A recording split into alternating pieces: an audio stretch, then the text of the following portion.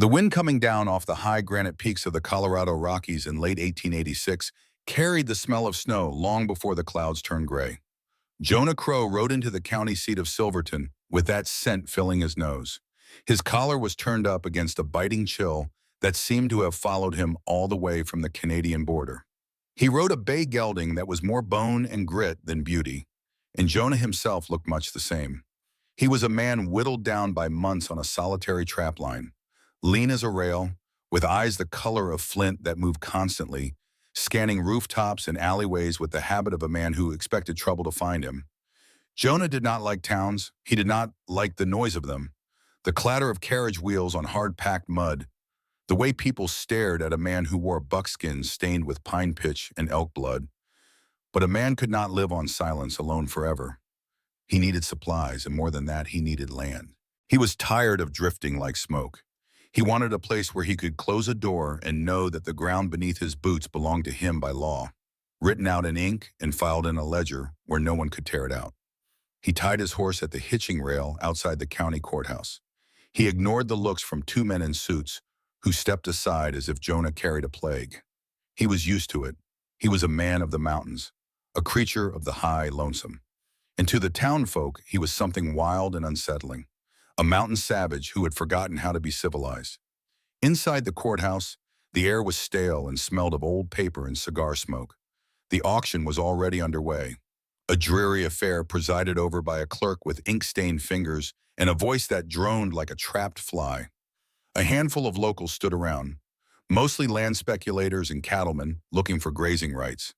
Their boots scraped restlessly on the floorboards. The clerk cleared his throat and adjusted his spectacles. Item number 42, the clerk read, looking down at the paper with a sneer curling his lip. A cabin and claim on Black Pine Ridge, seized for tax default, 3 years past due. A ripple of laughter went through the small crowd.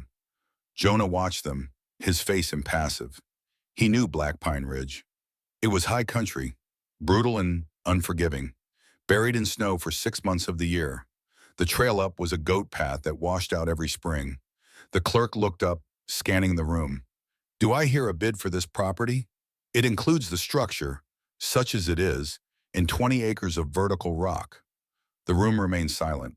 A man in a bowler hat spat into a brass spittoon near Jonah's boot. You could not pay me to take that place, the man muttered. It is cursed. The old man who lived there died crazy, and the wind up there screams like a banshee. The clerk sighed, clearly expecting this outcome. Come now, gentlemen. The timber rights alone must be worth $5. Silence stretched out. The clerk raised his gavel, ready to pass the lot. $1. Jonah's voice was a low rasp, unused to shaping words for other people. Every head in the room turned toward him in unison. The clerk looked over his spectacles, squinting at Jonah standing in the shadows at the back of the room. $1, the clerk repeated, a dry chuckle in his throat.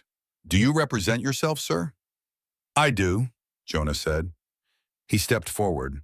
The light from the high windows caught the scar that ran from his jaw into his hairline, a souvenir from a life he tried not to remember. The clerk looked at the other men, inviting them to mock the stranger. But something in Jonah's stillness made the laughter die in their throats. Very well, the clerk said, sounding bored. $1 for the Black Pine Ridge parcel, going once, going twice. The gavel came down with a sharp crack that sounded like a pistol shot in the quiet room. Sold to the drifter for $1. Jonah walked to the desk. He did not sign with a mark. He took the pen and wrote Jonah Crow in a sharp, angular hand that surprised the clerk. He slapped a silver dollar onto the desk. It rang loud and clear. It is a fool's errand, the clerk said as he stamped the deed. That roof likely collapsed 2 winters ago. You are buying a grave, mister. Jonah took the paper, folded it carefully, and tucked it into the breast pocket of his coat. It is my grave to buy, Jonah said.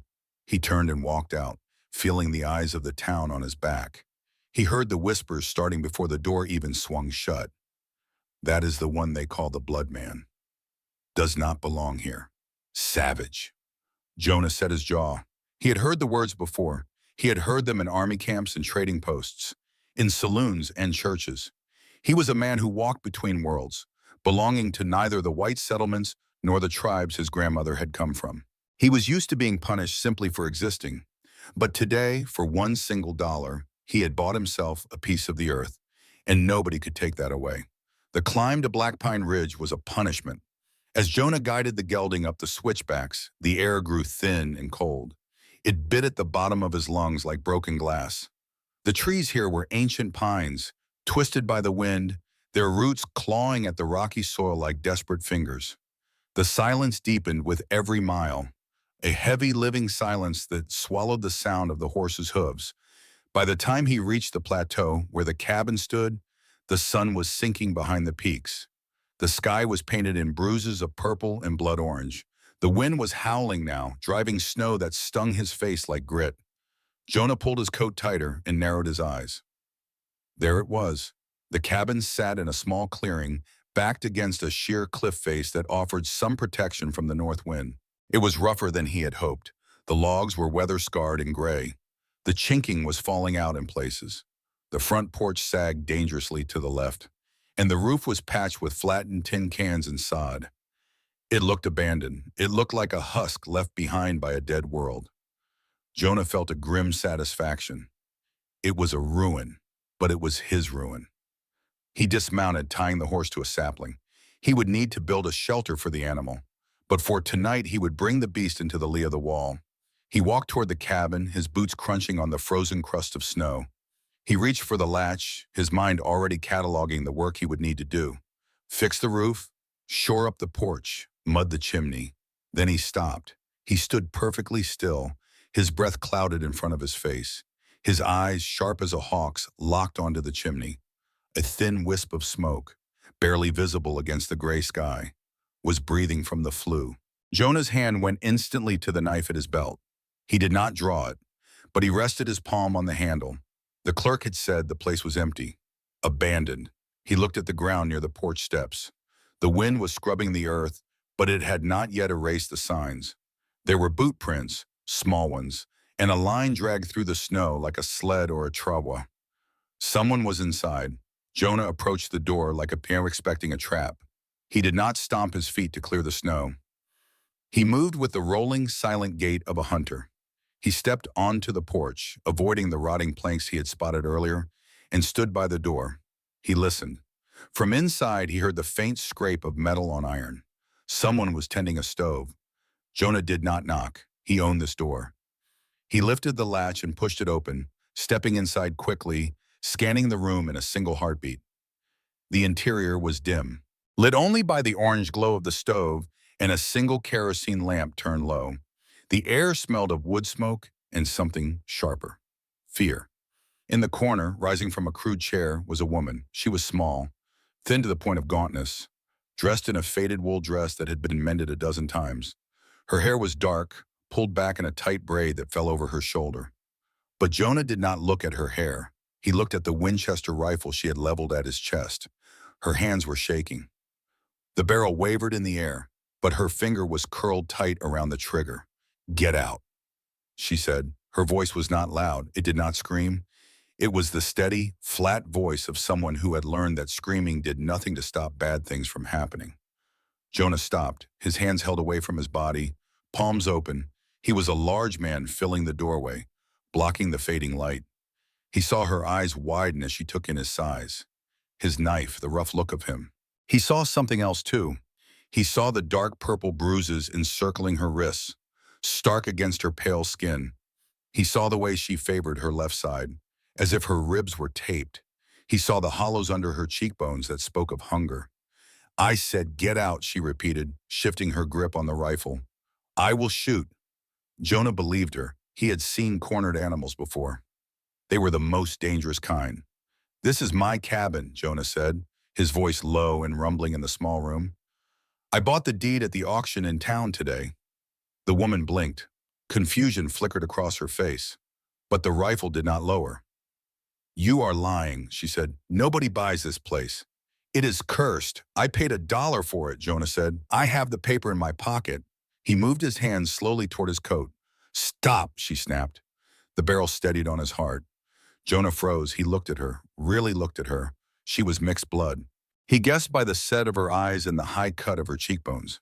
She had the look of the families who worked the fur trade up north.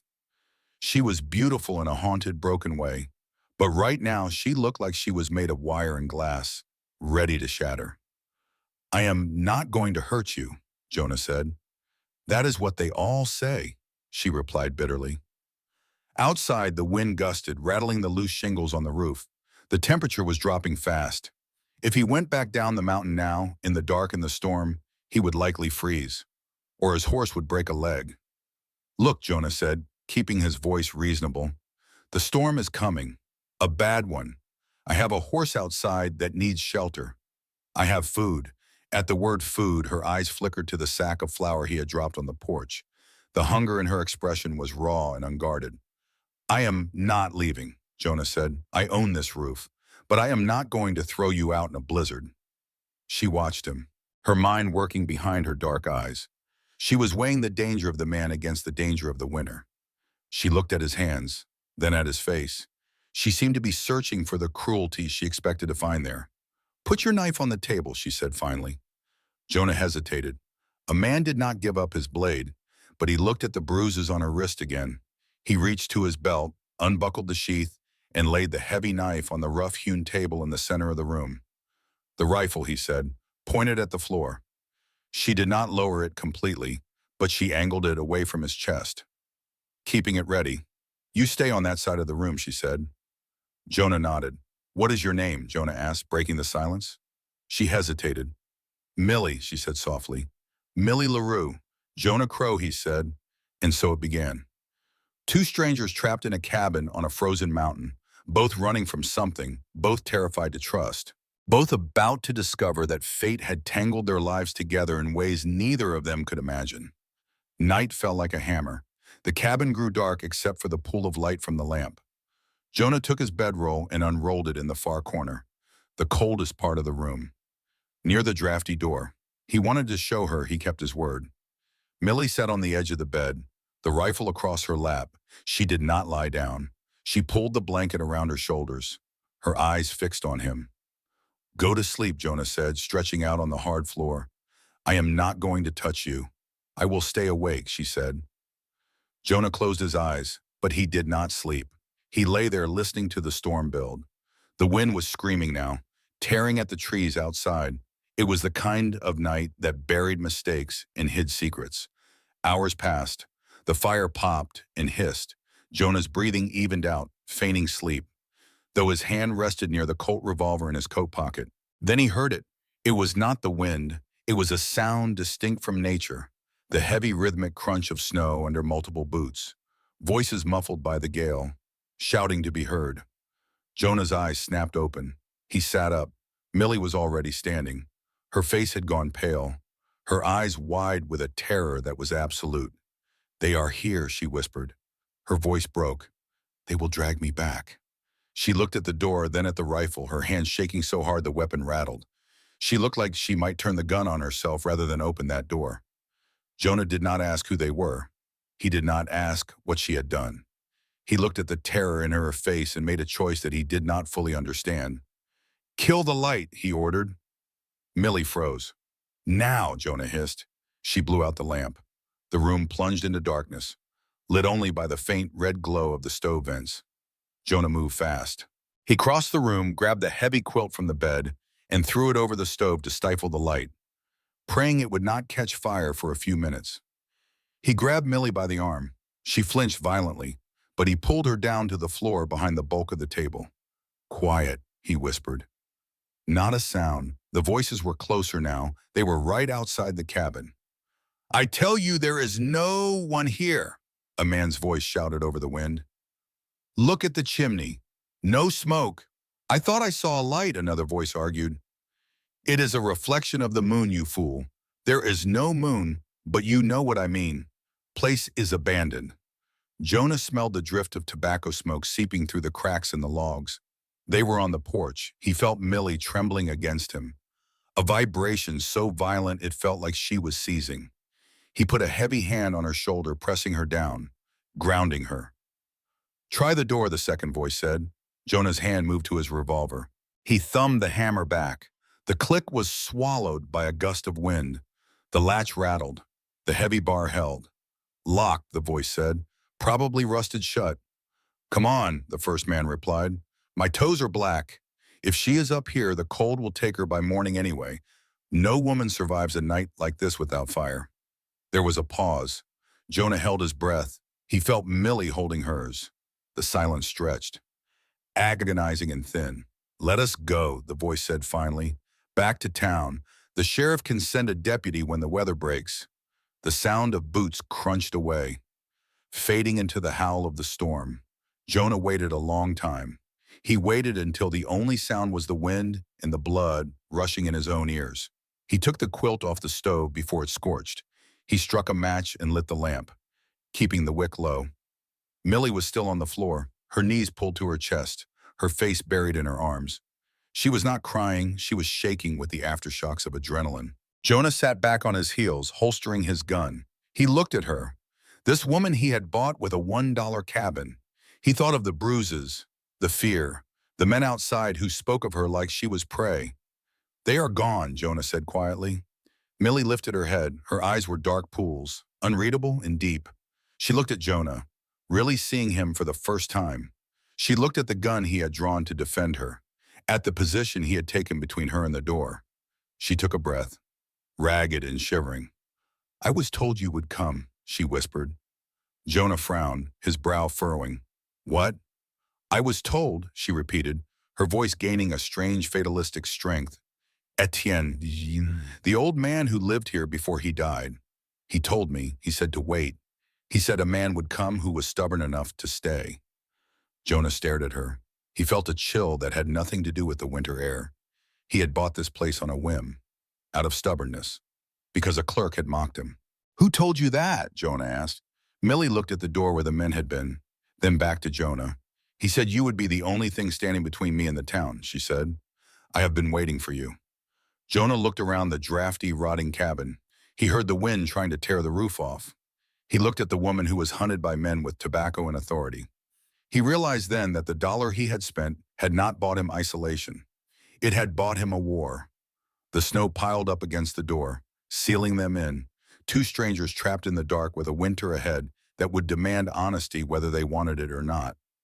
Jonah stood up and put another log on the fire. Get some sleep, Millie, he said, his voice rough. We are snowed in. He went back to his corner, wrapped himself in his coat, and watched the flames dance, wondering just what kind of fate he had walked into. The blizzard did not just cover the world. It erased it.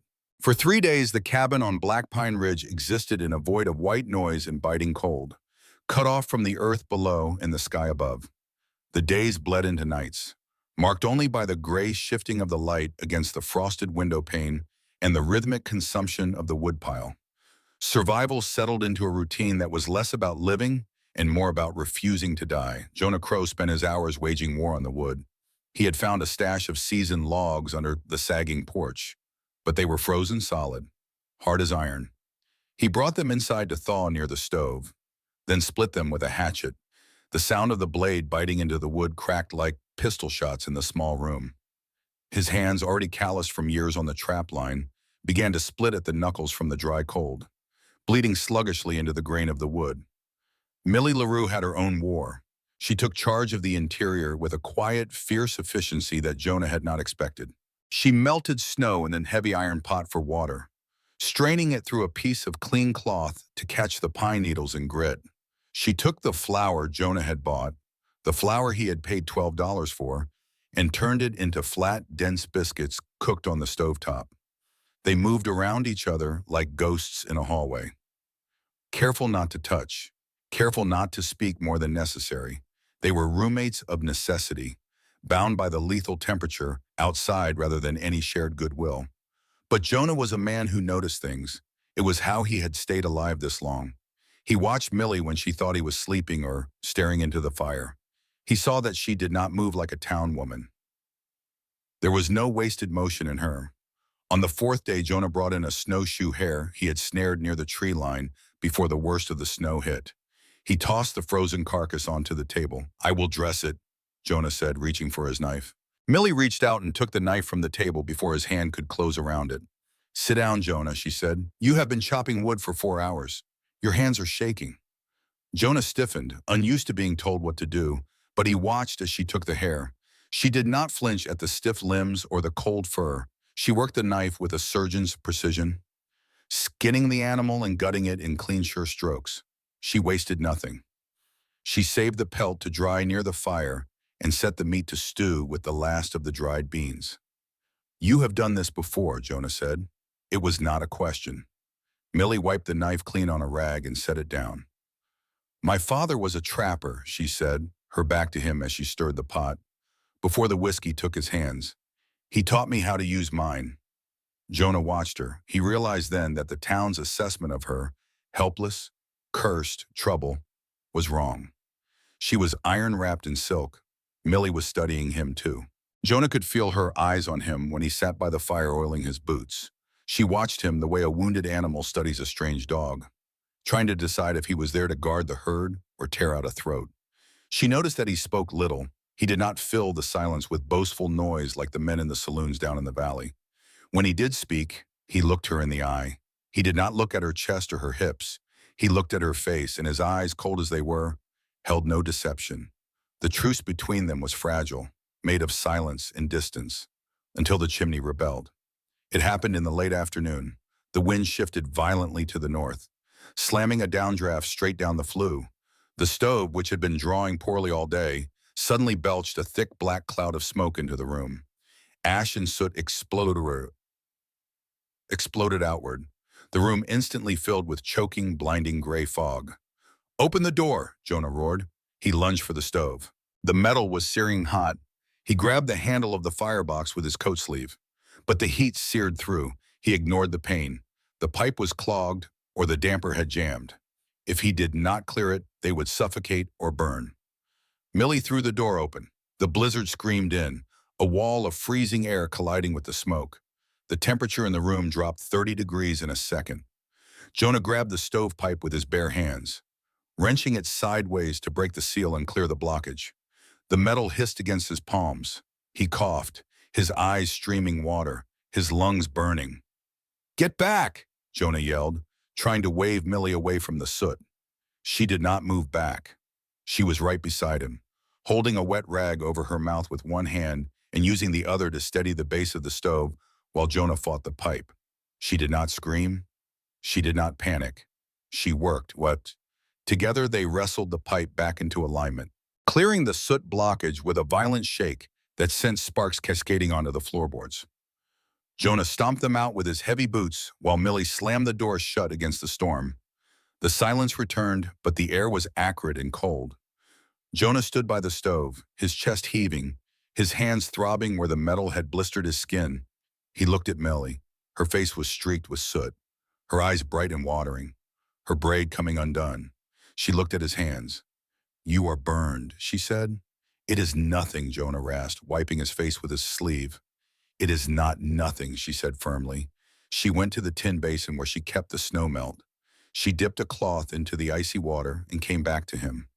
"Give me your hands," she said. Jonah hesitated. He was not used to being touched.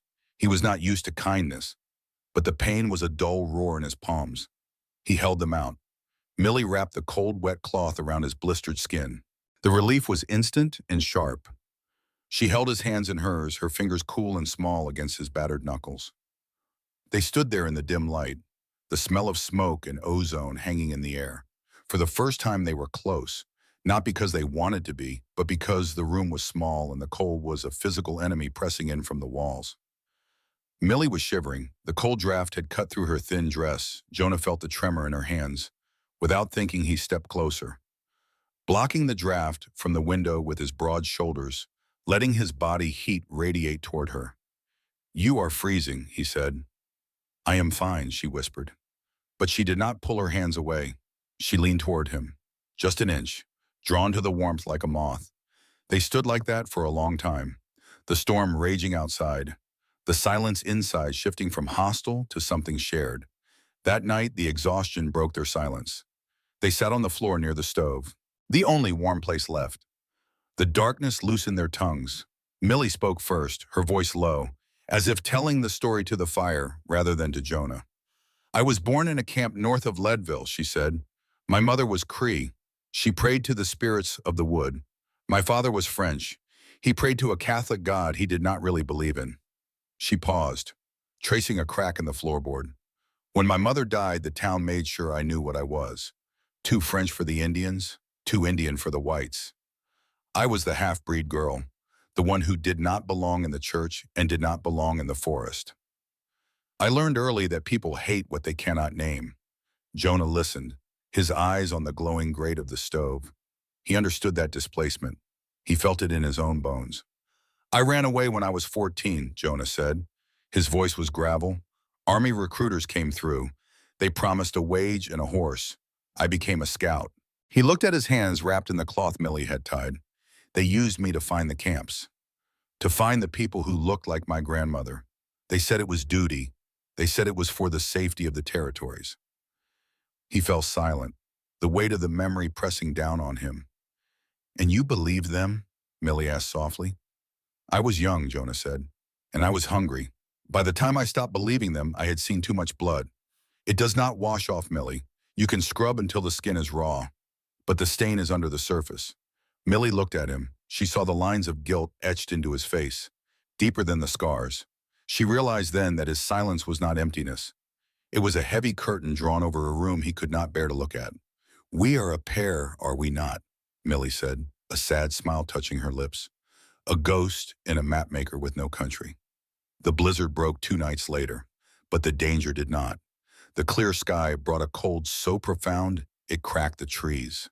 And it brought the wolves. They came after midnight, drawn by the scent of the hair Jonah had dressed. At first it was just a sound, the crunch of paws on the crust, the snuffling at the door. Then came a low, vibrating growl that seemed to come from the earth itself. Jonah was awake instantly. He rolled out of his blankets, grabbing the Winchester. Stay down, he commanded. Millie sat up in bed, clutching the quilt to her chest. How many? Enough, Jonah said. They are hungry. They smelled the meat. The scratching at the door grew frantic. A heavy body slammed against the wood. The latch rattled. Jonah moved to the window. He scraped a small hole in the frost. Outside in the moonlight, he saw them. 5 of them. Gaunt gray shadows circling the cabin. One was digging at the foundation logs. If they get under the porch, they will tear the floor up, Jonah said. He checked the load in the rifle. I have to go out. No, Millie said, her voice rising. Jonah, do not. If I do not, they will be here all night and more will come. He pulled his heavy coat on, jamming his hat low. He looked at Millie. Bar the door behind me. Do not open it unless you hear my voice. If something else tries to come in, you shoot it. Do you understand? Millie nodded, her face white as the snow outside. Jonah slipped the latch and kicked the door open. He stepped out into the biting air, the rifle raised. The wolves turned as one. The leader, a massive male with a scarred ear, snarled and dropped low. Jonah did not hesitate. He fired. The crack of the rifle echoed off the cliff face like thunder. The leader yelped and spun, biting at its flank. The others scattered but did not run. They circled, emboldened by starvation. One of them lunged from the shadows of the woodpile. Jonah swung the rifle barrel, clubbing the beast aside. But claws raked across his shoulder, tearing through the wool coat and into the flesh beneath. Jonah grunted, staggering back. He worked the lever of the rifle, chambering another round. He fired again, dropping the attacking wolf in the snow. The scent of powder and fresh blood filled the air. The remaining wolves, sensing a fight that would cost them too much, turned and vanished into the tree line, melting into the dark. Jonah stood on the porch for a moment, breathing hard, the adrenaline singing in his veins. He grabbed the dead wolf by the scruff of the neck and dragged it onto the porch, a warning to the others. Jonah. Millie's voice came from inside, tight with panic. He knocked on the wood. It is me. Open up. The bars slid back. Jonah stumbled inside. He kicked the door shut and leaned against it. Blood was soaking the shoulder of his coat, dark and wet. You are hurt, Millie said. She was at his side instantly, her hands fluttering over the tear in the fabric. It is a scratch, Jonah said, though it burned like fire. Sit, Millie ordered. She sounded like the doctor she had never been allowed to become. Jonah sat on the stool. Millie peeled the heavy coat off him, then the flannel shirt beneath. The claws had raked 3 deep furrows across his deltoid muscle. It was ugly, but not deep enough to sever the muscle. Millie worked quickly. She poured some of the precious corn whiskey Jonah kept for medicinal purposes onto a clean rag. "This will sting," she warned. "Do it," Jonah said. She pressed the cloth to the wound. Jonah hissed, his hand gripping the edge of the table until his knuckles turned white. He did not pull away. Millie cleaned the blood with a gentleness that made Jonah's throat tighten. It had been years, decades maybe, since anyone had touched him with the intent to heal rather than to harm. Her fingers were steady, careful not to press too hard on the raw edges. She fetched a needle and thread from her tin. "I have to stitch it," she said. Jonah nodded. He watched her face as she worked. She was biting her lip in concentration. The firelight caught the hollow of her throat and the loose strands of hair that framed her face. He felt a strange sensation in his chest, a thawing that was more painful than the freezing had been. He was trusting her. He was sitting here, half naked and bleeding, letting this woman sew him back together. "Why did you run, Millie?" Jonah asked quietly. The pain of the needle was sharp, but it cleared his head. Millie paused, the needle hovering over his skin. She did not look up. "There is a man," she said, "a powerful man. He owns the sawmill. He owns the sheriff, Silas Pritchard." Jonah had heard the name in town. The man who owned half the county. Millie nodded. "He saw me in town 6 months ago. He decided he wanted me. He sent gifts. I sent them back. He came to my room at the boarding house. I locked him out." She resumed stitching, her hands shaking slightly now. When a man like that is refused, he does not just walk away. He destroys. He told the people I was a harlot. He told the shopkeepers not to sell to me. He said I was dirty, that I was asking for it. She tied off the knot and snipped the thread. She looked up at Jonah, her eyes wet but fierce. "I am not what they say I am, Jonah." Jonah looked at the stitches. They were neat and even. He looked at Millie. "I know," he said. His anger was a cold, quiet thing in his gut. It was the kind of anger that did not shout. It was the kind of anger that loaded a gun. "No one takes what is not given," Jonah said. It sounded like a law older than the courthouse down in Silverton, a law written in the rock and the timber. In the days that followed, the dynamic in the cabin shifted. The air grew heavy with something unspoken. A craving built between them, filling the small space. Jonah found himself watching her hands as she mended his shirt. Millie found herself watching the way Jonah moved. The easy strength in his back as he lifted the heavy cast iron pot. They avoided looking at each other too long. To look was to acknowledge the pull, and to acknowledge the pull felt dangerous. It felt like stepping off the edge of the cliff outside. They were two wounded people, and desire felt like a luxury they could not afford. It felt like hope, and hope was terrifying. One night the wind died down, leaving a silence so deep it rang in the ears. They were asleep, Jonah in his corner, Millie on the bed.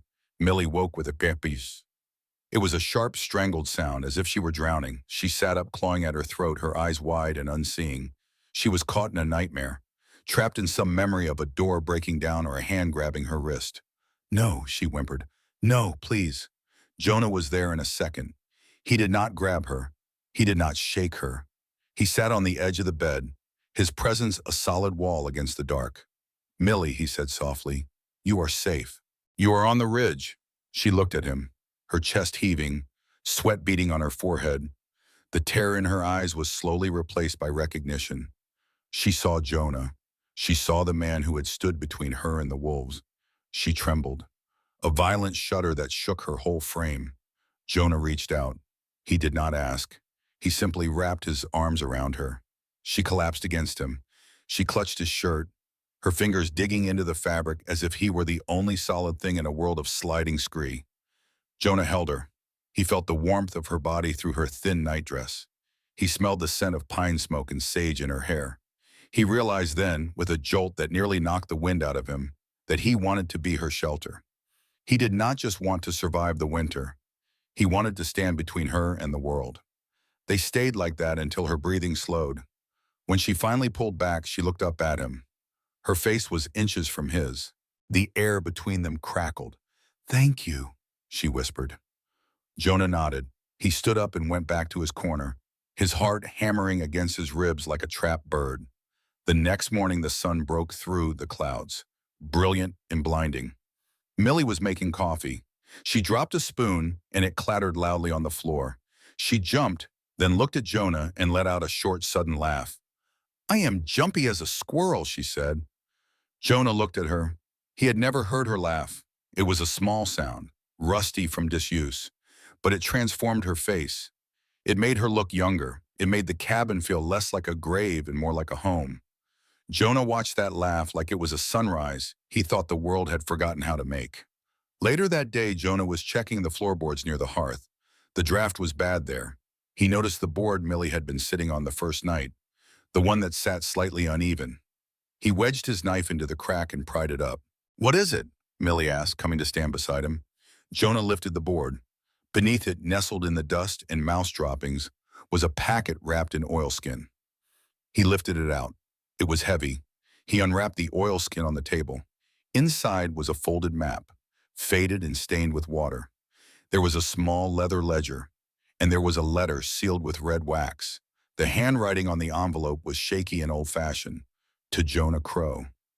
Jonah stared at it. "How?" Millie gasped. "That is Etienne's writing." Jonah broke the seal. He unfolded the paper. The date was from 6 months ago. "Jonah," the letter read, "if you are reading this, then you are the stubborn fool I hoped you would be. You bought the cabin. Good.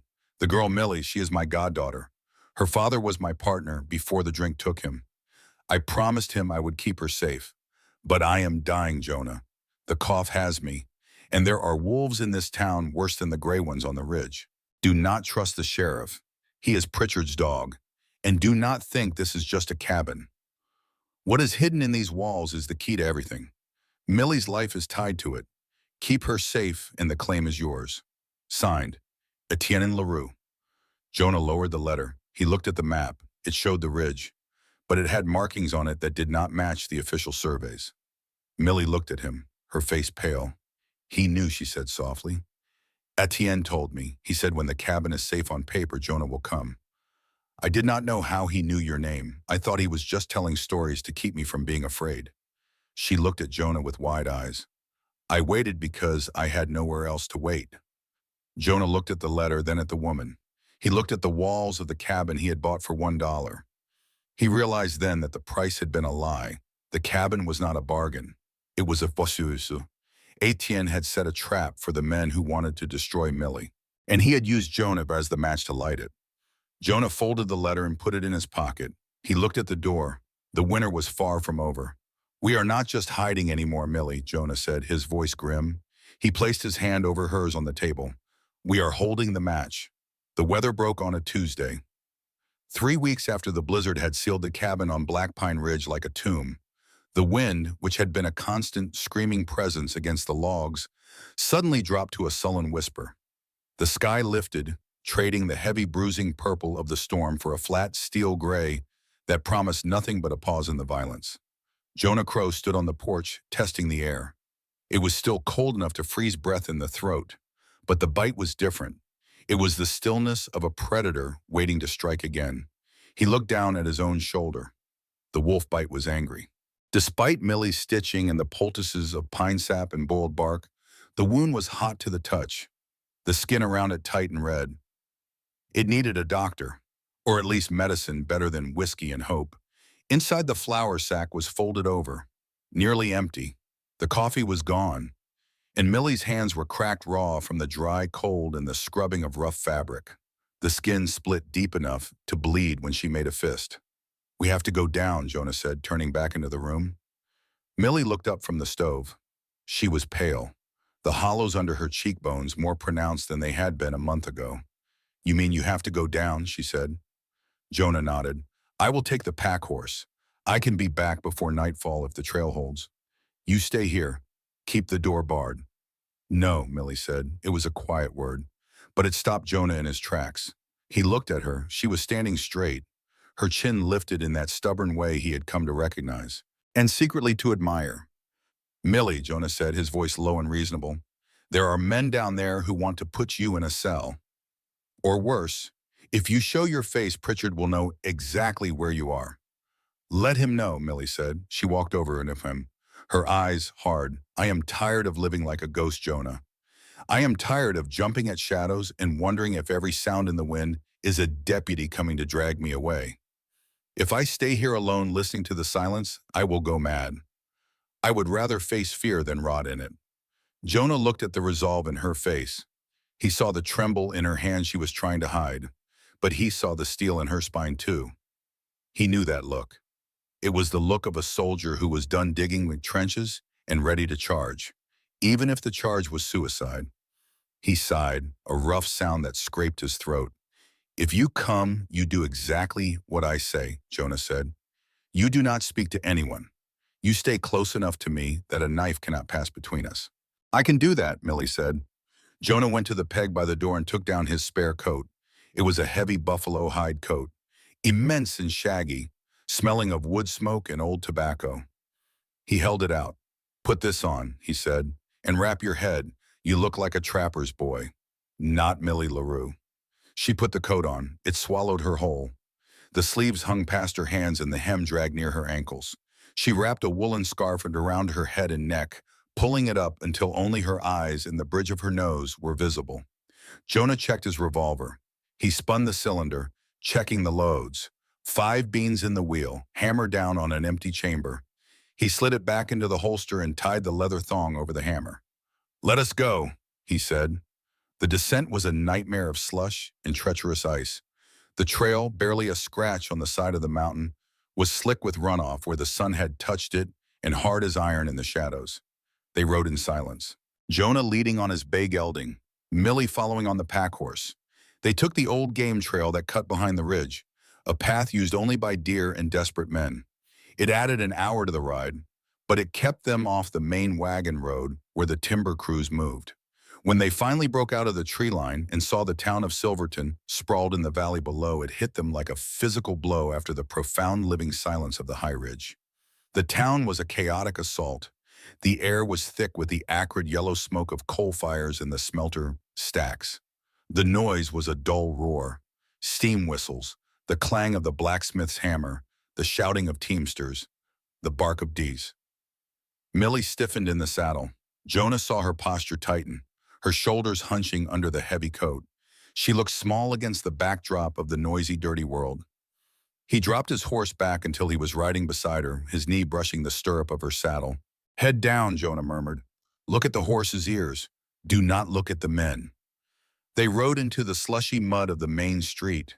The town was busy, filled with miners down from the high camps and railway men moving freight before the winter locked the passes for good. It was a hard town, built by hard men for the purpose of ripping silver out of the earth. There was no softness here. They tied the horses at the rail outside the mercantile. Jonah helped Millie down. Her legs were stiff from the ride and she stumbled slightly. He caught her elbow, his grip firm. Stay with me, he said. They walked into the store. The warmth hit them first, then the smell, spices, leather, sawdust, and the sweat of unwashed bodies. The store was crowded. Jonah moved through the crowd with the fluidity of water. Parting the sea of rough coats and broad backs, he kept Millie on his left side, shielding her from the room. He moved to the counter. The shopkeeper was a new man, not the one who had overcharged him before. This one was younger with slicked back hair and eyes that darted around the room like nervous minnows. Sack of flour, Jonah said, his voice flat. 10 pounds of beans, coffee, and I need salve for a wound. The shopkeeper looked at Jonah, taking in the scarred face and the mountain dress. Then his eyes slid to Millie. He squinted, trying to peer past the scarf and the oversized coat. Who is the boy? The shopkeeper asked. Jonah did not blink. My business. Get the goods. The shopkeeper hesitated, bristling slightly at the tone, but he turned to the shelves. While his back was turned, a woman in a bonnet standing near the fabric bolts leaned toward her companion. She did not whisper quietly enough. That is him, she hissed, the savage who bought the death cabin. Who is he with? Some runaway likely, the other woman asked.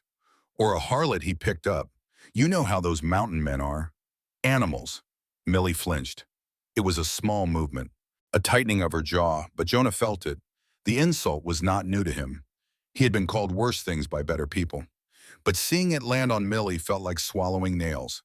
He shifted his weight, putting his back to the women, blocking them from her view.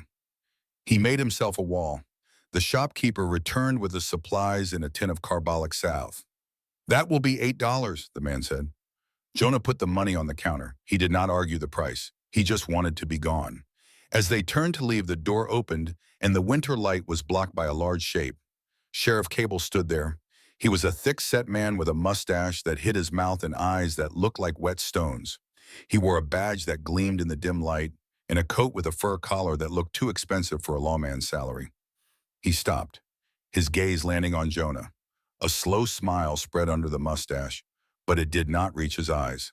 "Jonah Crow," the sheriff said. His voice was rich and oily. "I heard you were still up there. I had a bet with the deputy that you had frozen to death by now." Jonah did not smile. "Sheriff." The sheriff's eyes drifted past Jonah and landed on Millie. He studied the buffalo coat, the scarf, the small boots peeking out from the hem.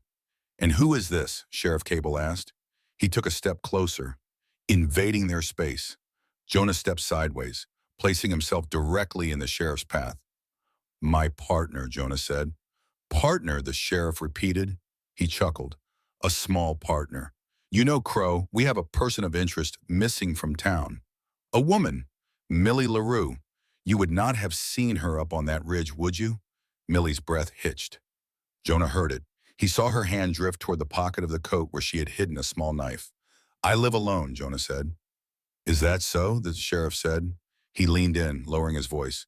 "Because Mr. Pritchard is very concerned about her welfare. She is a fragile creature, confused. She is wanted for questioning regarding some property theft. It would go well for a man who helped return her. It would go very badly for a man who hit her." The threat hung in the air, smelling of stale whiskey and menace. The store had gone quiet. People were watching. Jonah looked at the sheriff. He did not posture. He did not touch his gun. He simply stood there, radiating a stillness that was more terrifying than any shout. "If you have a warrant, show it," Jonah said. "If you do not get out of my way." The sheriff's smile faltered. His hand twitched near his hip. "You are walking a thin line, Crow," the sheriff said softly. "That cabin is a long way from help. Accidents happen up there." Jonah's eyes narrowed. "You speak to me," Jonah said. His voice was a blade, sharp and cold. "If you have business, you bring it to me. Do not look past me." For a long second, the two men held the stare. Then the sheriff laughed, a sharp barking sound. He stepped back, sweeping his arm toward the door in a mock gesture of politeness. "Go on, then, savage. Take your supplies. But winter is long. We will see who breaks first." Jonah took Millie's arm and guided her out. He felt her trembling under the heavy coat. "We need a doctor," Jonah said as soon as they were on the boardwalk. "My shoulder is bleeding again." They found the office of Dr. Clara Hargrove down a side street, away from the saloons. It was a small, clapboard building with a clean sign. Clara Hargrove was a woman of 50 with gray hair pulled back in a severe bun and eyes that missed nothing. She was a widow who had taken over her husband's practice and then proved she was twice the doctor he had ever been. She opened the door, took one look at Jonah's pale face and the way he held his arm, and ushered them inside. She locked the door behind them and pulled the shade down. "Coat off," she ordered Jonah. She looked at Millie, who was still standing by the door wrapped in the buffalo hide. "You too, girl," Clara said. "You are roasting in that thing, and take off the scarf. I know who you are." Millie froze. Clara sighed. "Silverton is a small town, my dear. I stitched your father's hand when he put it through a window 5 years ago. I know a LaRue when I see one. Take it off. You are safe here." Millie slowly unwound the scarf. Clara looked at her face, noting the gauntness, the fear, and the healing bruises. Her expression softened. "Sit down," Clara said gently. "There is tea on the stove." While Clara worked on Jonah's shoulder, cleaning the infection and restitching the wound with brisk professional movements, she spoke in a low voice. "You are playing a dangerous game, Jonah Crow," Clara said. "That shoulder is a mess. Another week and you would have lost the arm." Jonah gritted his teeth as she poured iodine on the open flesh. "What do you know about Pritchard?" Jonah asked. Clara snorted. "I know he owns the bank, the mill, and the law. I know he thinks this valley is his personal kingdom. And I know that Etienne LaRue did not die in a hunting accident." Millie looked up from her teacup, her hand shaking. "You know," Millie whispered. Clara tied the bandage off and wiped her hands. I signed the death certificate because the sheriff stood over me while I did it, Clara said, her voice bitter. But I saw the body. A bear does not shoot a man in the back of the head before mauling him. The room went deadly silent. Why did you not say anything? Millie asked, her voice trembling with anger. Clara looked at her. Her eyes were sad. Because I have 2 sons in boarding school in Denver, and Pritchard told me he would ensure they never finish their term. I am a coward, Millie. We all are, except it seems for this fool here. She nodded at Jonah. Pritchard is telling people you stole from him, Millie, Clara continued. He says you took a map, a claim map. He has the town convinced you are a thief. So yeah, you're a thief and a harlot. He is erasing you so that when you disappear for good, no one will ask questions. Jonah stood up, testing his arm. It was stiff, but the pain was a dull ache now instead of a sharp fire. Thank you, doctor, Jonah said. Clara handed him a small bottle of laudanum. For the pain. The pain, she said. Get her out of here, Jonah. They are watching the roads. Pritchard has men at the pass. We are not going to the pass, Jonah said. We are going back up. Clara looked at him, then shook her head with a grim smile. Like I said, a fool. Jonah left Millie in the doctor's office for 10 minutes while he went to the livery stable to buy a fresh cinch for his saddle. He returned to find Millie pressing her ear against the wall that separated the doctor's office from the saloon next door. She waved him over, putting a finger to her lips. Through the thin wood, voices drifted in, loud and slurred with drink. Told you the claim is up on the North Ridge. Old man Etienne found a vein of silver thick as your leg. Never filed it, just sat on it. Another voice laughed. Crazy old coot. Pritchard says the girl knows where the markers are. Says the old man gave her the map. We just need to find her. Pritchard put a bounty out. $500 for the girl. Dead or alive, he said, though he would prefer alive for a few hours first. Laughter followed, crude and ugly. Millie pulled away from the wall. Her face was white, but her eyes were dry. She looked at Jonah. It is not just hate, she whispered. It is business. I am not just a scandal to them. I am a key. Jonah nodded. He felt a cold rage settling in his gut. Heavier than lead. They want the claim, Jonah said, and they want you silent. Millie looked down at her hands. I am inconvenient, she said, because I know he murdered Etienne, and I have the proof. Jonah took her shoulders. His grip was firm. We are leaving. Now. They said their goodbyes to Clara, who pressed a small bag of dried apples into Millie's hand and told them to go with God. They moved toward the alley where the horses were tied. The sun was beginning to dip, casting long, bruised shadows across the snow. As they turned the corner into the narrow space between the mercantile and the livery, 3 men stepped out from behind a stack of crates. They were not lawmen, they were roughnecks, timbermen by the look of their caulk boots and flannel shirts. They smelled of whiskey and bad intent. Well, look at this, the leader said. A big man with a broken tooth grinned. If it is not the little bird everyone is looking for. They blocked the path. Millie stepped back, bumping into Jonah's chest. Excuse us, Jonah said. His voice was polite, but it carried the weight of a gravestone. The leader laughed. He looked at Millie, ignoring Jonah completely.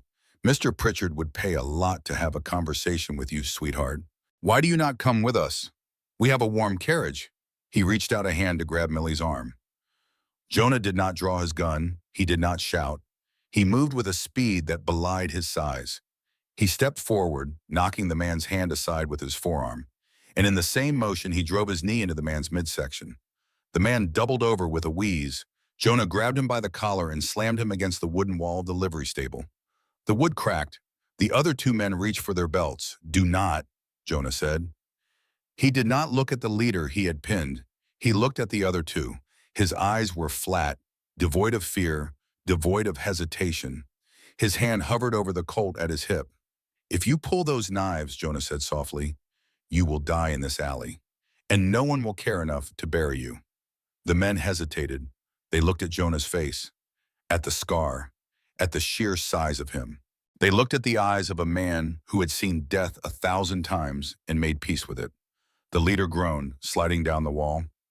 Jonah released him. He stepped back to Millie, putting an arm around her waist. Go back to your drinks, Jonah said. Tell Pritchard that if he wants her, he can come up the mountain himself. But tell him to bring a shovel.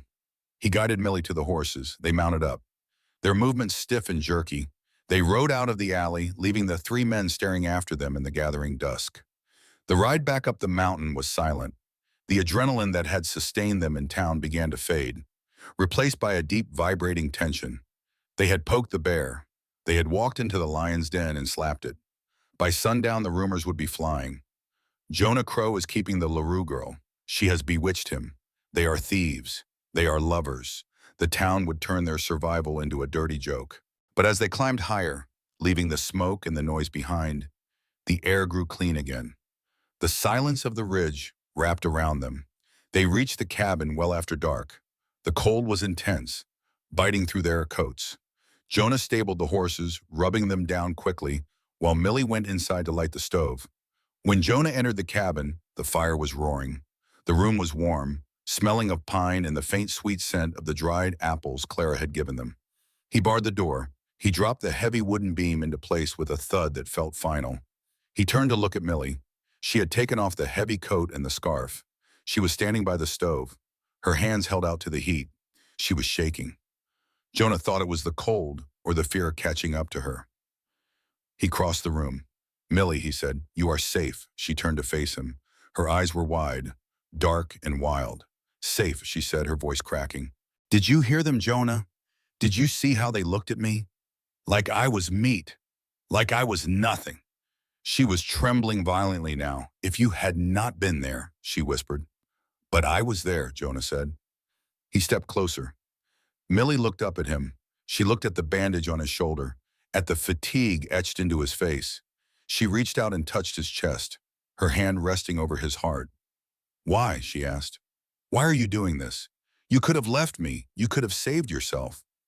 Jonah looked at her. He felt the heat of her hand through his shirt. He felt the pulse of the room, the danger outside making the air inside feel thick and heavy. He thought of the years he had spent running, the years of silence, the years of believing he was nothing but a weapon to be used and discarded. Because I was waiting too, Jonah said. He did not know he was going to say it until the words were out. Millie's breath hitched. She stepped closer. The distance between them vanished. It was not a decision made by logic. It was the crash of two desperate things colliding. Millie looked at his mouth. She did not look away. Jonah, she whispered. He reached out and touched her face. His hand was rough, calloused and scarred, but his touch was reverent. He traced the line of her jaw. Are you sure? Jonah asked. His voice was a wreck. Millie did not answer with words. She reached up, tangled her fingers in his hair, and pulled him down. The kiss was not gentle. It tasted of fear and winter and desperate relief. It was a reclaiming. It was Millie saying, I am not a victim, and Jonah saying, I am not a monster. It was a hunger that had been building for weeks, fed by the cold and the silence. Jonah groaned low in his throat, wrapping his arms around her, pulling her body flush against his. She felt small and fragile, but she kissed him with a fierceness that matched his own. They moved blindly toward the bed. The world outside, the sheriff, Pritchard, the map, the danger, ceased to exist. There was only the firelight, the smell of wood smoke, and the skin of another human being against their own. They shed their clothes like shedding old skins. When Jonah lay down beside her, he hesitated, terrified of his own weight, of his own roughness. But Millie pulled him close, guiding his hands, arching into his touch. Make me real, she whispered against his neck. They came together not with the practiced ease of lovers, but with the urgent, trembling exploration of survivors. It was an act of defiance in a world that wanted them dead or broken or alone. They chose to be this. They chose to be warm. Jonah held her as if she were made of glass that he was terrified to break, but she held him back with a strength that surprised him, anchoring him to the earth. Later, deep in the night, the fire burned down to coals. The wind picked up again outside, rattling the door, but inside it was quiet. They lay tangled together under the wool blankets and the buffalo coat. Millie's head rested on Jonah's good shoulder. His arm was draped over her waist, his hand flat against her stomach. They were both terrified. They had crossed a line that could not be uncrossed. They had given the town something true to whisper about. But as Jonah listened to Millie's breathing, slow and steady, he felt a peace he had never known. He was not just a man occupying a cabin. He was a man holding a life. Morning came with a brilliant blinding light off the snow. Jonah woke first. He lay still, afraid that if he moved, the reality of the night would shatter. He looked at Millie. She was asleep. Her hair spread across the pillow like dark water. She stirred and opened her eyes. She blinked. Orienting herself, she saw Jonah watching her. She did not look away. She did not pull the blanket up to hide her nakedness. There was no shame in her face. She smiled, a small, tired, genuine thing. "Morning," she said. "Morning," Jonah replied. He looked at her and he looked different. The flinty hardness around his eyes had softened. He looked like a man who had finally chosen something. He had chosen a side, he had chosen a fight, and he had chosen her. He brushed a strand of hair from her forehead. "We have a lot of work to do," Jonah said. Millie nodded. She sat up, the blanket falling to her waist, the scars of her past visible but no longer defining her. "Yes," she said, "but we are not doing it alone." Jonah watched her rise, beautiful and unbroken in the morning light, and knew that he would burn the whole world down before he let anyone touch her again. The cabin on Black Pine Ridge had ceased to be a home. It had become a fortification. The romance of the isolation had worn off, replaced by the cold metallic taste of a siege. Jonah Crow moved through the days with a grim purpose, turning the rotting structure into a trap for any man foolish enough to force the door. He reinforced the hinges with iron straps he forged in the stove's coals. He set snares along the perimeter. Not for rabbits, but tripwires made of braided fishing line hidden beneath the snow, rigged to drop heavy pine boughs or make enough noise to wake the dead. Millie LaRue was changing too. The woman who had greeted him with shaking hands and a wavering rifle was gone. In her place was someone harder, forged in the heat of their shared danger. Jonah spent the mornings teaching her to shoot, not as a desperate deterrent, but as a marksman. "Squeeze," Jonah said, his voice low against her ear. "Do not pull. A pull throws the shot. Let the breath out and squeeze between the heartbeats." They stood in the clearing, the air sharp enough to freeze the inside of a nose. Millie held the heavy Winchester tight against her shoulder. She exhaled, a cloud of white steam, and fired. A pine cone 50 yards away exploded into splinters.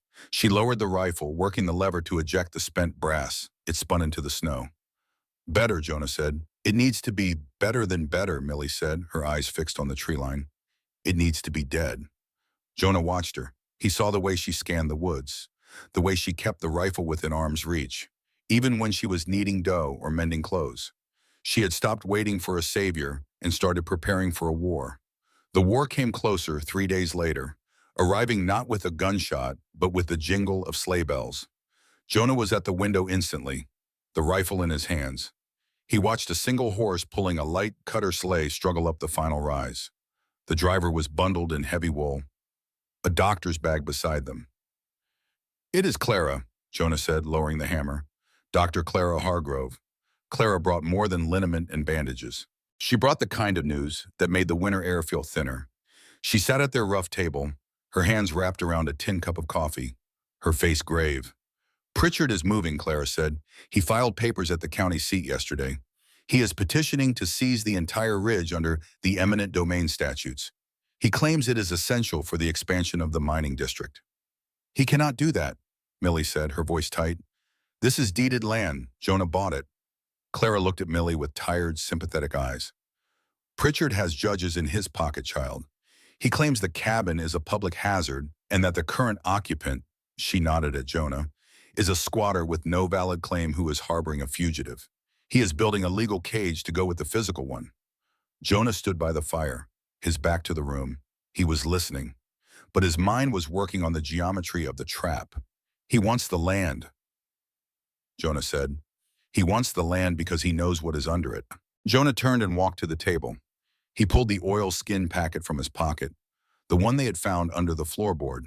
He spread Etienne's map out on the wood. "We looked at this before," Jonah said, "but we did not look close enough." He traced a line of ink that ran parallel to the creek bed. "This is not a survey line," Jonah said. "It is a vein. Look at the markings. ATN marked the elevation drops. He looked at Millie. Your godfather did not just find silver, Millie. He found the mother lode, and it runs right under this cabin. Clara leaned in, adjusting her spectacles. If that is true, she said softly, then Pritchard is not just greedy. He is desperate. If a claim like that is registered, it would undercut his entire operation in the lower valley.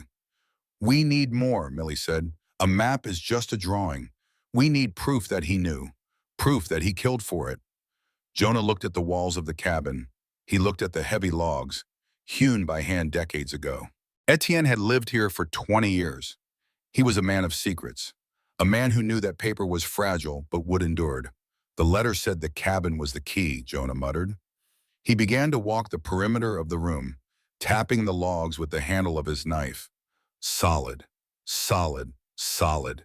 He reached the wall behind the bed, the darkest corner of the room. He tapped a log at waist height. Thunk. The sound was different, hollow. Jonah drew his knife. He dug the tip into a knot in the wood. It was not a knot, it was a plug, cleverly carved to fit the grain. He worked it loose and pulled. A section of the log, hollowed out from the inside, came away. Inside the cavity was a metal biscuit tin. Millie's breath hitched. She moved to his side as he pulled the tin out. It was heavy, sealed with beeswax to keep out the damp. Jonah set it on the table and used his knife to pry the lid. Inside lay a thick leather ledger and a stack of loose papers, some stained with dark, rusty smudges that looked like dried blood. Millie reached for the ledger. Her hands trembled as she opened it. It is his handwriting, she whispered. Etienne's. She began to read, her eyes scanning the columns of numbers and the notes written in the margins. He wrote it all down, she said, her voice rising in disbelief. Every load of timber Pritchard stole from the federal lands. Every bribe paid to the sheriff. He has dates, amounts, names. She turned the page to the very end. The ink was different here. Hurried, jagged. September 12th, Millie read aloud. Pritchard came to the cabin himself, offered me $5,000 for the deed. I told him to go to hell. He laughed, said he would take it one way or another. He had men in the trees. I saw them. Millie stopped. She touched the page. If I am found dead, she read, it was Pritchard. He means to bury the truth with me. He knows about the silver. The silence in the room was absolute. This was not just evidence of theft. It was a voice from the grave pointing a finger at a murderer. Then Millie picked up the loose papers. She stared at the dark stains on the corners. He was bleeding when he hid this, she whispered. He did not die in a hunting accident. He came back here. He hid this while he was dying. A memory slammed into her, violent and sudden. She gripped the table, her knuckles white. The night he died, Millie said, her voice sounding far away. I was in town. I was waiting for him at the boarding house. He never came, but late that night, men came to my door. She looked at Jonah, her eyes wide with a horror that was finally making sense. They laughed. I heard them in the hallway. They said the old man is done. Now we just need to scare the girl off. They tried the handle. I pushed the dresser against the door. I sat there all night with a knife in my hand. Jonah looked at her, and his heart broke for the terrified girl she had been. But alongside the heartbreak, a dark, familiar shame coiled in his gut. He looked at the ledger. He saw the dates from 2 years prior. Millie, Jonah said quietly. She looked at him. 2 years ago, he said, before I came back to this valley to trap, I worked a season as a guide for a survey crew. He swallowed hard, forcing the truth out. It was Pritchard's crew. I did not know him then. I just needed the money. I led them up the north drainage. I showed them where the timber was thickest. I helped them map the very land he stole. Millie stared at him. The silence stretched, thin and brittle. You worked for him? She asked. I did, Jonah said. I took his coin. I helped him build the map he used to bleed this mountain dry. Guilt flared in his chest, hot and suffocating. He had spent his life trying to be a good man, or at least a harmless one. But the web of corruption was so wide that he had been caught in it without even knowing. He had helped build the monster that was now hunting the woman he loved. I did not know, Jonah said, his voice rough. But that does not change that I did it. Millie looked at his face. She saw the self-loathing there. the old scars of a man who believed he was destined to cause pain. She reached out across the table. She did not pull away. She covered his hand with hers. "You were surviving Jonah," she said firmly. "Just like I was. Pritchard uses people. That is his sin, not yours." She squeezed his hand. "But now we know, and now we have the weapon to stop him. We have to take this to the judge," Millie said. "Not the one in Silverton. We have to go to Durango or Denver." "We cannot," Jonah said. "The passes are 10 feet deep in snow. And if we go down to town with this now, Pritchard will kill us before we get to the train station." "We have to try," Millie cried. "This is the truth, Jonah. It is right here. And you are alive right here," Jonah snapped. The sudden volume of his voice made Clara jump. Jonah paced away from the table, his hands in his hair. "If we go down there, we are two people against a town that he owns. This ledger, it is just paper until a judge sees it. Until then, it is a death warrant. I want justice too, Millie, but I want you breathing more. I am not a child to be protected." "Jonah," Millie shouted back, "I am the one he hurt. It is my life." The strange stretched between them, the fundamental difference in their love. Millie wanted to burn the infection out, even if it meant scarring the flesh. Jonah wanted to shield the body, even if it meant letting the sickness fester a little longer to survive the night. The argument was cut short by the sound of a horn blowing from the bottom of the ridge. Jonah froze. He moved to the window. "5 men," he said, "on horseback. They are coming up the trail." Clara stood up, her face pale. "That will be the deputy," she said. Jonah turned to the room. "Hide the ledger," he ordered. "Put it back in the wall." He grabbed the rifle. "Millie, get under the floorboard, where we found the map." "No," Millie said. Jonah turned to her, his eyes wild. "This is not a debate. Get in the hole." "I will not," Millie said. She stood in the center of the room, shaking but upright. "I spent 6 months hiding in corners. I spent weeks terrifying myself that they would find me. I am done hiding in the dirt like a rat. Jonah, if they come in here, they will see me standing." Jonah looked at her. He saw that she would not be moved. She would rather die standing than live another minute in the dark. He cursed under his breath. A sharp, violent sound. "Oh, fine," he said, "but you stand behind me." He replaced the log in the wall, hiding the tin. He threw the bolt on the door. He checked his revolver. "Clara, sit by the fire," Jonah said. "You are tending a patient." The heavy thud of a fist on the door shook the cabin. "Open up," a voice shouted, by order of the county sheriff. Jonah waited a beat. Then he slid the bolt and opened the door. He filled the frame. Outside, the wind was whipping snow into swirls. 5 men sat on horses. The leader was Deputy Griggs, a man with a face like a hatchet and a reputation for enjoying his work too much. "We have a warrant," Griggs said, not bothering with pleasantries. "Search and seizure. We have reports of stolen property and a fugitive harboring in this dwelling." "I have no fugitive," Jonah said calmly, "and I stole nothing." Griggs smiled. It was a lizard smile. "Then you will not mind if we look." He did not wait for permission. He dismounted and pushed past Jonah. The other 4 men followed, crowding into the small cabin. They brought the cold and the smell of wet wool and aggression with them. Griggs stopped when he saw Millie. He looked her up and down, his eyes lingering on her neck, her waist. He smirked. "Well now, if it is not the LaRue girl. Looking a bit thin, are we not?" Millie met his gaze. She did not flinch. "Get out of my house," she said. "Your house?" Griggs laughed. "This is a squatter's shack. And you are under arrest, darling." "For what?" Clara asked, speaking up from the fireside. Her voice was sharp as glass. Griggs looked at the doctor, surprised to see her. "Dr. Hargrove, did not know you made house calls to trash. I treat human beings, deputy," Clara said, "which is why I rarely have cause to treat you." Griggs's face darkened. He turned to his men. "Toss the place. Find the money she stole from Mr. Pritchard." The men began to tear the cabin apart. It was a performance of intimidation. They swept the jars of beans off the shelf, shattering them on the floor. They ripped the blankets off the bed. One of them picked up Millie's sewing tin and dumped the needles onto the floorboards, grinding them under his boot heel. Jonah stood by the door, his hand hovering near his gun. Every muscle in his body was coiled tight. He wanted to kill them. He wanted to draw the Colt and empty it into Griggs's chest. But he knew that the moment he cleared leather, they would gun him down. And then Millie would be alone with them.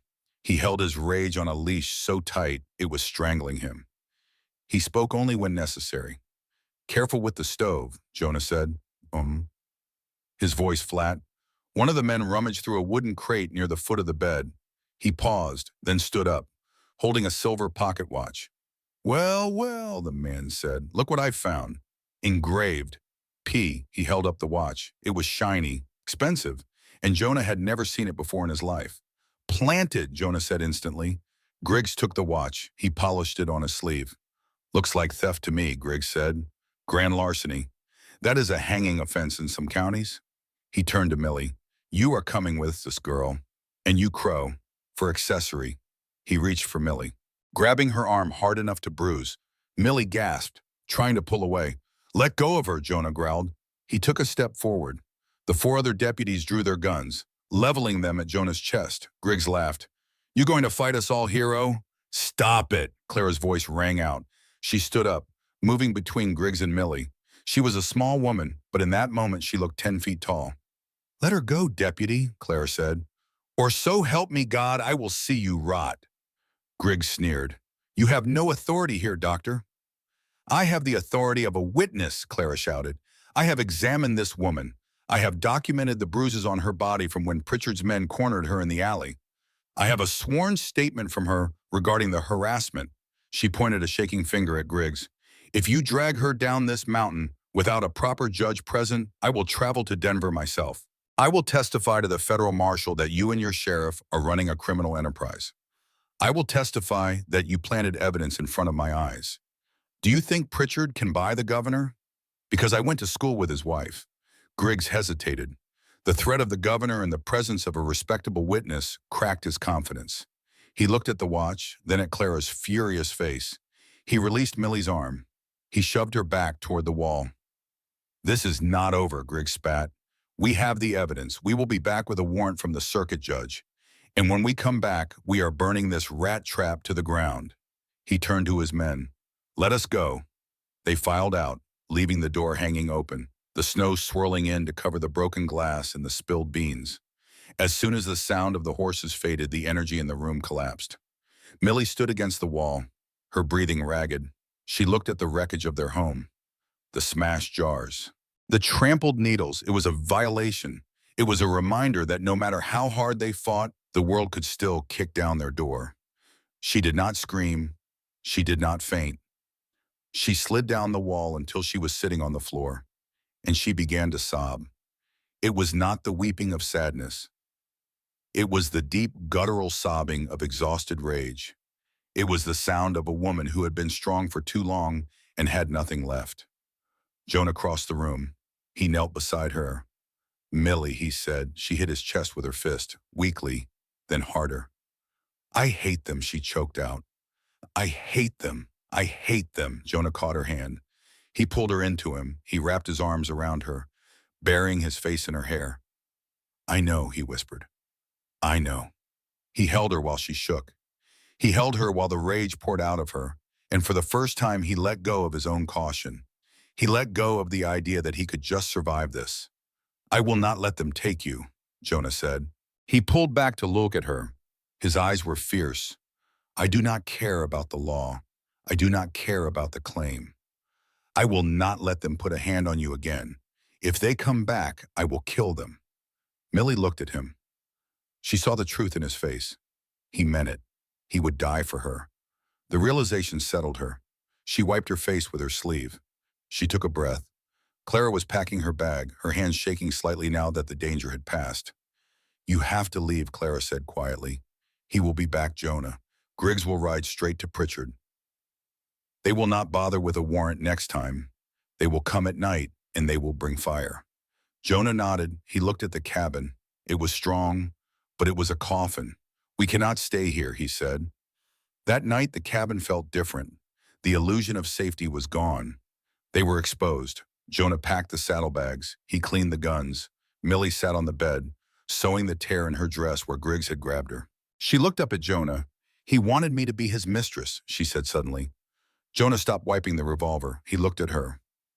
Pritchard, she said, he did not just want the land, he told me. He told me that a woman like me should be grateful for the attention of a man like him. He said I was too pretty to be poor.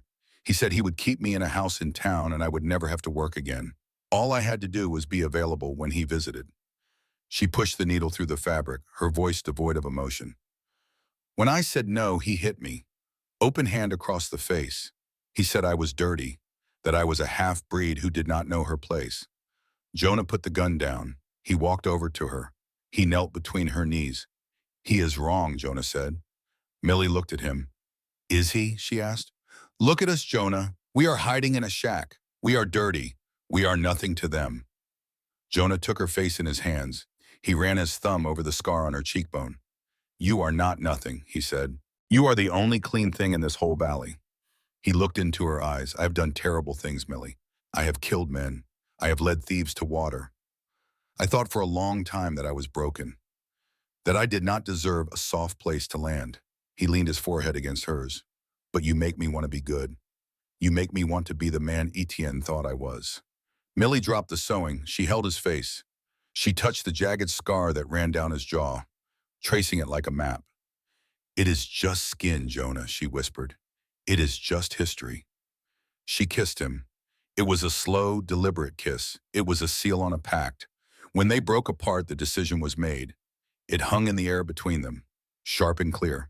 We cannot wait for spring, Jonah said. No, Millie agreed. We have to go to Durango, Jonah said. It is a 4-day ride through the high pass. It will be brutal. The snow is deep. We have snowshoes, Millie said. We have horses. We have the evidence. If we stay, we die, Jonah said. If we go, we might die, Millie countered. But at least we will die trying to burn him down. They looked at the tin box on the table, the ledger, the stained papers, the fire. Preparing to leave felt like stepping off a ledge into the dark. It felt like stepping into fire. But the cabin was cold, and the fire was the only way out. We leave at dawn, Jonah said. He stood up and blew out the lamp. In the darkness, he held her hand. His grip was iron. They were two outcasts holding a match, waiting for the sun to rise so they could light the fuse. The descent from Black Pine Ridge was not a journey. It was a controlled fall. The late winter sun offered no warmth, only a glaring indifferent light that bounced off the ice-slicked trail. They did not go to Durango. They went straight to Silverton, to the Grand Imperial Hotel, where Judge Thaddeus was holding court. The sheriff was waiting on the steps. But this time Jonah did not hide. He walked straight toward the courthouse, Millie at his side. The confrontation that followed was brutal. They were chased through alleys, cornered by deputies. A young deputy grabbed Millie in the middle of the street, called her a harlot in front of everyone. Jonah did not shoot. He stood his ground and called out to the judge watching from the hotel window. Judge Thaddeus, Jonah shouted, I am calling on you. I have evidence of murder and theft by Silas Pritchard, and your sheriff is trying to bury it. Clara arrived. She pushed through the crowd. She knelt beside Millie and showed the town the bruises, the scars. These are not the marks of a criminal, Clara shouted. These are the marks of a victim. The judge came down. The formal hearing took place in the county courthouse.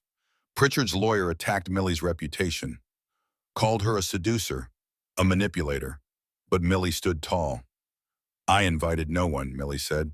Her voice cut through the murmuring. Mr. Pritchard came to my door uninvited. He offered me money to be his property. When I refused, he promised to destroy me. She looked up at the gallery. You call me a fallen woman because it is easy. It makes you feel safe. If I am bad, then you do not have to worry that a man like him could hurt a woman like you. But my life is my own.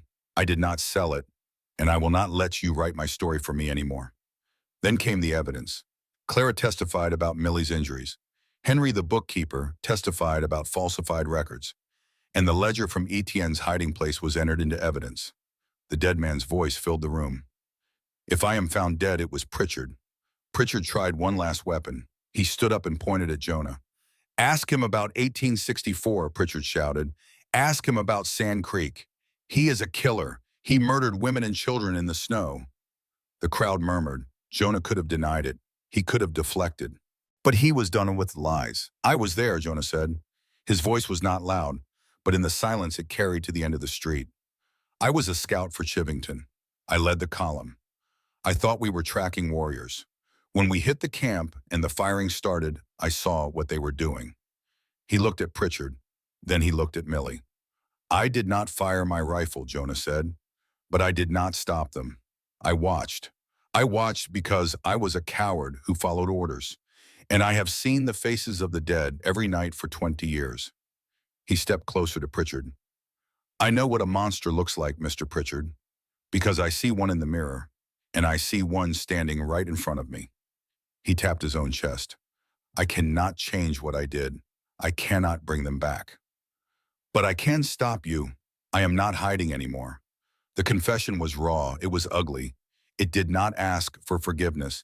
It simply refused to be used as a weapon. Pritchard opened his mouth, but he had nothing left. The secret he thought would destroy Jonah had only made him more real. The town looked at Jonah, scarred, bloody, admitting to a horror they all knew had happened, and they saw a human being. They saw a man trying to balance the scales. Take Mr. Pritchard into custody, the judge ordered. The deputies hesitated, then moved. They took Pritchard by the arms. For the first time, the richest man in the valley was in irons. Pritchard tried to run. He shoved his lawyer. Bolted for the door, Jonah chased him. The pursuit ended at the gorge, the edge of the cliff. Pritchard drew his pistol. Shoot me, Pritchard screamed. Do it. Make me a martyr. Jonah could have killed him, but he rushed forward instead. He disarmed Pritchard, slammed him into the mud. The marshal arrived with handcuffs. Pritchard was weeping, stripped of his dignity. The law will do its job, Jonah said, even if it is late. Millie was waiting when Jonah returned. She swayed. Her knees buckled. Jonah caught her. He held her against him. I got you, he whispered. Millie looked up at him. She saw the man who had just torn open his own soul to save her. She took his hand, the hand that had led soldiers, the hand that had chopped wood, the hand that had held her in the dark. She held it up in plain sight. She did not let go. The town watched them. They did not cheer. This was not a parade. It was the shift of the world on its axis. The hinge of justice had turned. Rusted and screaming, but it had turned. The spring of 1887 did not arrive with a gentle greening of the hills. It arrived with a roar. The deep snowpack that had buried the San Juan Mountains for 5 months began to liquefy under a relentless sun. The creeks turned into brown, churning monsters that chewed at their banks. The world felt raw, stripped of its white blanket. It was a fitting backdrop for the new beginning. Pritchard was denied bail and locked in the federal holding cell. The sheriff was formally indicted. The town council resigned in disgrace. The silver claim was legally registered in Millie's name. But Jonah and Millie did not rush to mine it. They had enough to live. They focused on the home. Jonah felled cedar trees and split shakes for the roof. He worked with his shirt off in the warming sun, his muscles moving with the rhythm of the axe. Millie planted a garden in the patch of sunlight near the cliff wall. Potatoes, carrots, peas. She made curtains for the windows. She made a new shirt for Jonah. Their love grew into a daily lived intimacy. It was not the desperate, frantic clinging of the blizzard. It was quieter. It was Jonah bringing her a cup of coffee in the morning before she asked. It was Millie rubbing liniment into his scarred shoulder after a long day of chopping wood. It was the laughter that surprised them both. Millie laughing when Jonah tried to explain the difference between a spruce and a fir and got tangled in his own words. Jonah chuckling when Millie chased a marmot out of her garden with a broom, swearing in French. One afternoon in late May, a neighbor named Crouch rode up to the edge of the clearing. He had been one of Pritchard's supporters. He looked at the repaired cabin, at the garden, at the smoke rising from the chimney. You two are still here, Crouch said. We are, Jonah said. Some folks do not like it, think it is unnatural. A man like you living with a woman like her. Jonah looked at him. Folks can think what they want, but this is deeded land and the road is public. If you have business, state it. If you do not turn that horse around. Crouch scowled. You think you won just because Pritchard is in jail? Accidents still happen, Crow. Fences get cut. Barns burn. Jonah took a step forward. He did not raise his voice. If a fence gets cut, I will fix it, Jonah said. If a barn burns, I will rebuild it. But if you come up here, threatening my wife, Mr. Crouch, you will not make it back down the mountain. Millie stepped up beside him. She did not hide behind him. She stood shoulder to shoulder. We are not going anywhere, Millie said. Tell your friends that. We are home. Crouch looked at them. He saw the axe, he saw the rifle. But more than that, he saw the way they stood together, a solid, indivisible unit. He saw a strength that his small mind could not quite comprehend. He grunted, turned his horse, and rode away. Jonah and Millie watched him go. Then Jonah turned to her.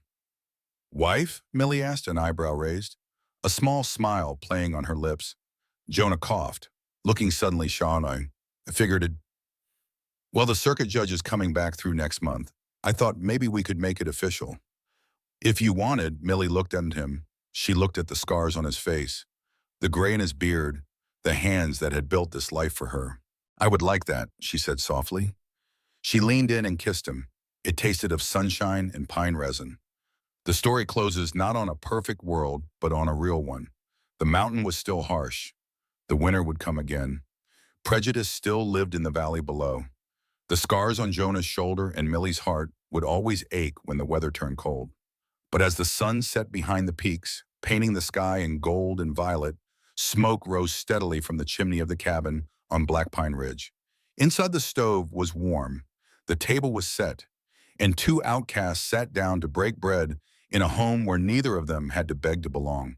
They had bought this place with $1 and a winter of hell.